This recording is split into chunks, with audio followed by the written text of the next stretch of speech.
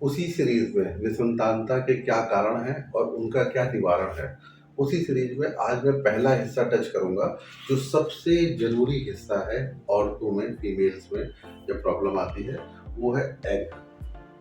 Ovary.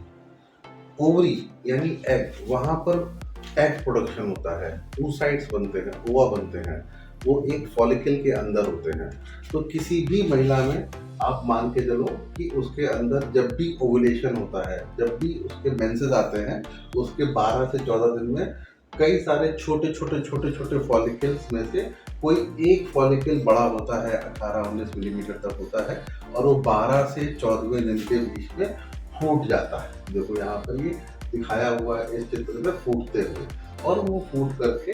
Normal ovary, normal fallopian tube में जा करके यहाँ पे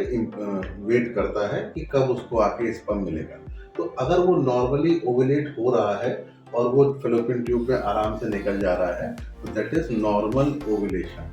इसका मतलब उसकी ओवरीज का फंक्शन नॉर्मल है।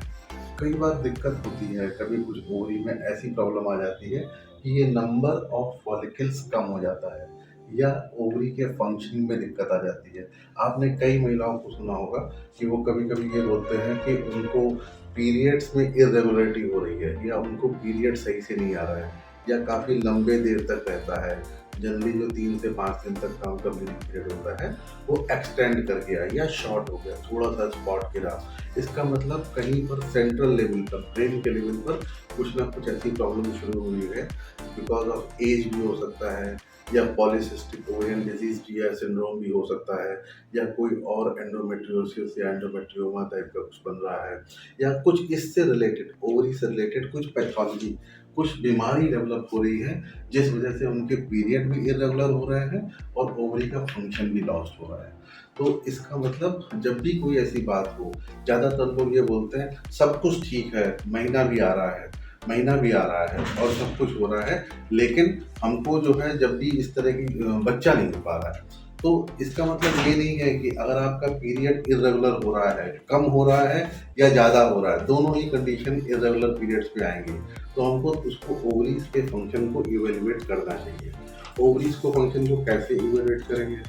जब भी आप किसी गायनेकोलॉजिस्ट को या किसी और तो स्त्री रोग विशेषज्ञ के पास जाएंगे, तो आपको कुछ हार्मोन के टेस्ट का इवेल्युएशन करा सकती है, जैसे